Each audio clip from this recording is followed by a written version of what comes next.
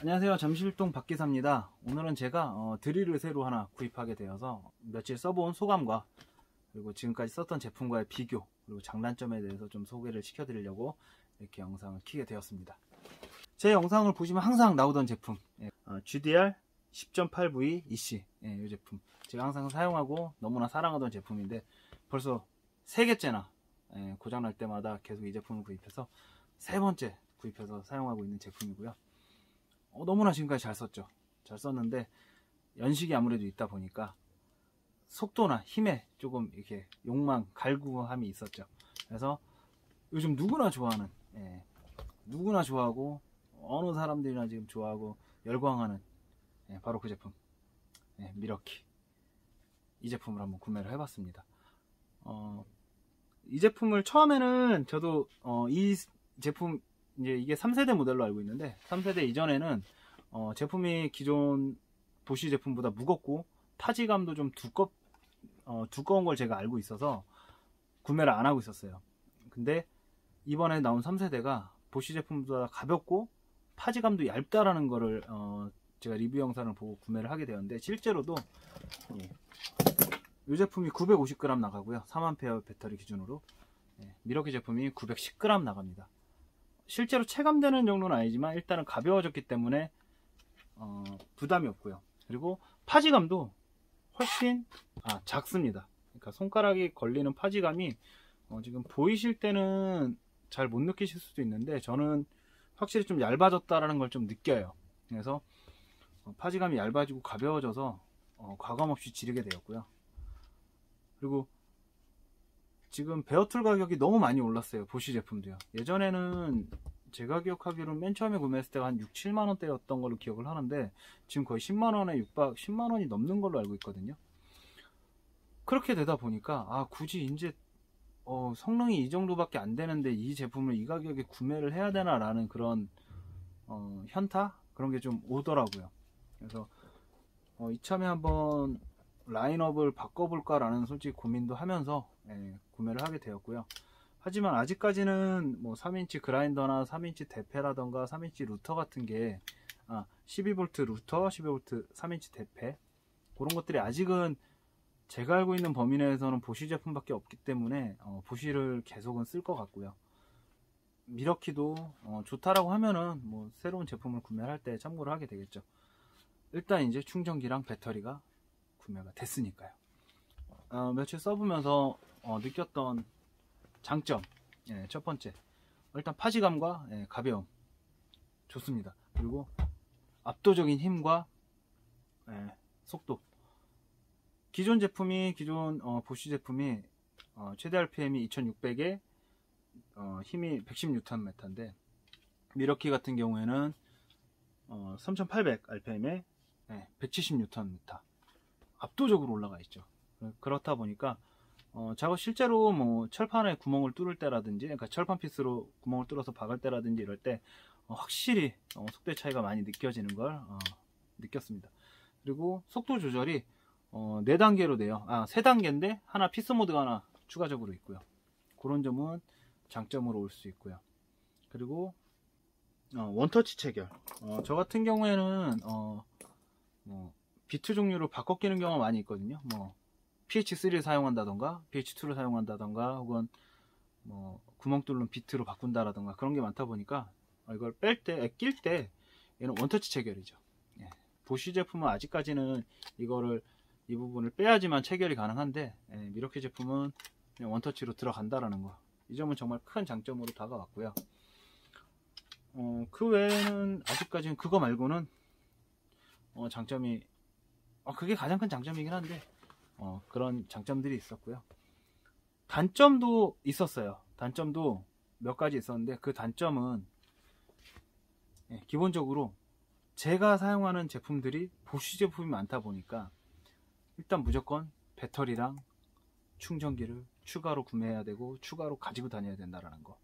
이건 정말 큰 부담이 아닐 수가 없습니다. 기존에 얘를 쓸 때는 정말 급할 때는 이거 배터리 하나로 뭐 얘도 돌리고 레이저 레벨기도 쓰고 뭐 다 할 수 있는데 얘가 하나 생김으로써 얘의 용으로 무조건 하나를 더 들고 다녀야 되고, 항상 드릴을 쓰니까 얘를 가지고 가더라도 다른 제품을 가져갈 때 배터리를 추가로 챙겨야 된다는 점, 예, 그런 점은 단점으로 다가올 수밖에 없었고요. 처음에 이제 적응의 문제인데, 이게 두 개가 각도가 좀 다르거든요. 그러다 보니까 얘는 직선으로 되어 있고요. 저가 스파지 했을 때 수평면으로 날이 향하고, 미러키 제품은 약간 하늘을 향하다 보니까 처음에 그러니까 이게 손목이 편하다고는 하지만 저는 적응하는데 조금 시간이 걸리더라고요. 그러니까 좀 어색한 느낌이, 예, 초반에는 조금 남아 있었습니다. 하지만 이제 뭐 그거는 큰 단점으로 오는 건 아니고요. 그리고 아까 장점 중에 빼먹은 것 중에 하나가, 예, 길이도 살짝 짧습니다. 얘가 140mm고요 125mm. 근데 제가 기대했던 것보다는 그렇게 많은 차이가 나진 않고, 그리고 아직까지 제가 쓰는 범위에서는 그 1.5cm의 차이는 크게 뭐랄까 그러니까 편함으로 찾아오진 않았어요. 이미 얘 자체도 워낙 짧은 상태였던 거고, 그거보다 약간 줄인 건데, 이 정도로 뭐 어디 구석이 안 들어갔다, 아직까진 그런 건 없었고, 정말 안 들어가는 거면 코너 드릴 비트를 써야 되는 그런 상황이기 때문에 아직까지 그거 자체가 크게 장점으로 다가오진 않았던 것 같아요. 그리고 또 하나의 단점이, 제가 이 제품 가장 좋아했던 것 중에 하나가, 여기에 나사 두 개를 이용해서 이렇게 자석을 두 개를 달아놓을 수가 있었거든요. 본드로 자석을 붙이면 그게 좀 떨어진다든가 제품이 좀 지저분해지는 게 있어서 제가 그거는 별로 선호를 안 하는데, 이렇게 나사 박는 자리가 있어서 이렇게 자석을 박아 놓으면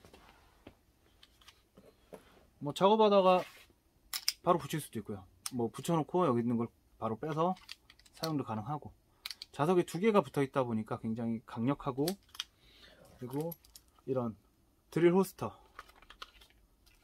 사용할 때도